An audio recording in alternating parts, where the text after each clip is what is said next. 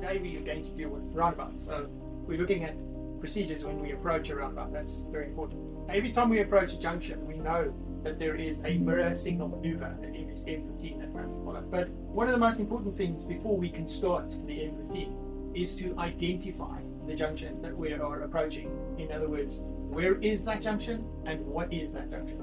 And there we're looking at whether it is a zebra crossing, a traffic light control junction, a giveaway, a stop line, and or maybe a roundabout. Now the very important thing that we've got to understand always when we're approaching these junctions, we have to identify that we have a pending hazard coming up. We then have to check what is going on, in other words, in our mirrors and the surroundings to see how we're going to deal with that junction.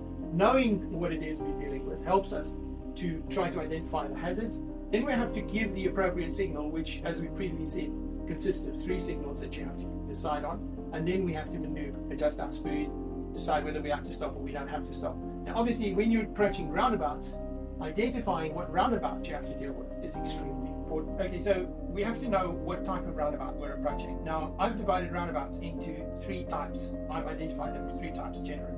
A mini roundabout, open roundabouts, and closed roundabouts. And open and closed roundabouts can be divided into 2 types, which are the normal roundabout and the spiral roundabouts. And spiral roundabouts are relatively new, but there are quite a few of them around as well now. And they can be in open and closed. Okay, what we're doing is just doing a comparison of the different types of roundabouts, mini, open and closed roundabouts, how things are different, how you approach it, what you have to consider when you approach, what your approach signal, entry signal should be, and what the phases of signaling in the roundabouts are. Just to give you some sort of idea of how you would do things differently on the approach and in the roundabouts themselves. Okay, every single roundabout, identify mirror signal maneuver is relevant. The only difference here would be, obviously, in the type of roundabout, your maneuver or speed at which you approach that roundabout, or when you're coming up to the roundabout line, is determined very much, first of all, by what type of roundabout it is, and secondly, by what you're approaching on the roundabout itself. Like, for instance, in a mini roundabout, your approach speed should normally be in 2nd gear, provided you can see of the roads leading into the roundabout. If it's in a very closed area, you would naturally probably have to stop and go back to 1st gear before you go through the roundabout. And if you have to give priority to other people, you'd have to stop. In the open roundabout, normally open roundabouts you can see into the roundabout on your approach, and 2nd gear approach is good as long as you can drive through. If you can't drive through, you just come up to the roundabout, the giveaway line at the roundabout and stop. Closed roundabout, if you're following into a green light, you could actually just drive through, or if you're in a closed roundabout with a slipway or something like that, the speed will be determined by that. On these roundabouts, your approach signal is determined. First of all, what is important about this is that each one of these roundabouts sort of determines the approach signal a little bit differently. On a mini roundabout, you would go in with a signal which is determined by your exit. So your exit determines your entry signal. And it's not the position on the roundabout, because you've only got one signal all the way through. You do not change your signal. You only have one phase of signaling in a mini roundabout. And that signal that you go in with is the signal you exit the roundabout with. You do not change it. And the reasons for that are twofold. The reasons you don't change that signal is because, first of all, the roundabout is too small for you to change the signal.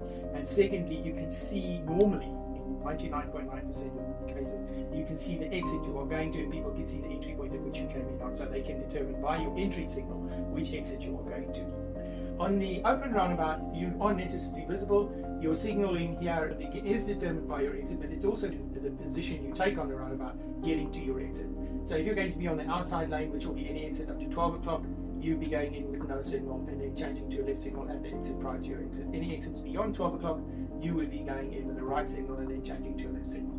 In a closed roundabout, it is determined by the lane. In other words, if the lane you're going in with carries you to your exit, then you might not need to signal except on the exit point, just before the exit point. Otherwise, if if you have to change lanes and get to the inside of the roundabout, you'd have to signal to the right, hold to the inside of the roundabout, and then exit at the exit.